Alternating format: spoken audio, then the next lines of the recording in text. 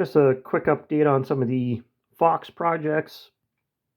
I got them, as I mentioned in a couple other videos, that they're all cut and ready to go. For this particular one, I needed a backer, so now I got the backer all cut and planed and sanded. And if you look, you can see there's some, cracks and things like that just from the board itself. Those have all been stabilized with CA glue, and then some of them, if they were a bit deeper, had a bit of epoxy, but it's all solid now. This is going to get stained. I think I'm going to use, I believe the can said it was called Special Walnut. I don't have it in, let me see. I don't have it in the can anymore because the can kind of, yeah, so Special Walnut, I believe it was by, who was it? Minwax or Mini Wax, I think it was called. But anyways, I'm going to use that for the backer, and then everything will get a clear polyurethane finish, and then this will get attached on there afterwards, and then it'll also get a sawtooth hanger on the back. But just for tonight, I'm going to be doing just the staining on this, and I have a couple other projects that are get stained and stuff like that.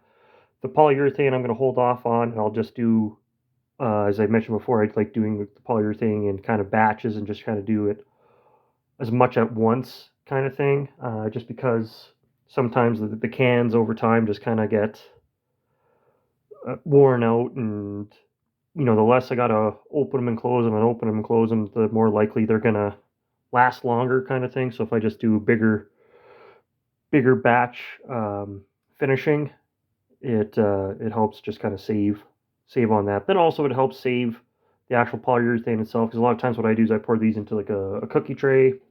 I've mentioned in another video, so I got something like this, just one of the cheap aluminum disposable type ones, but I've had this honestly for a few years. And then once it's filled, I just kind of dip it and flip it and dip it, and then it gets into all the crevices and everything like that and seals it really nicely. And then at the end, whatever's left over gets poured back into the can.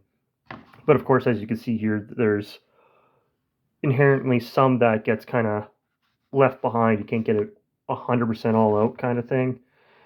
So that's also why I like doing it in more of batches, because if I did that same process for this one and then the same process for that one, you lose that little bit and little bit and little bit, and it adds up, and probably not enough to make a huge difference. The bigger one is the can spoiling before the rest of it gets used up kind of thing.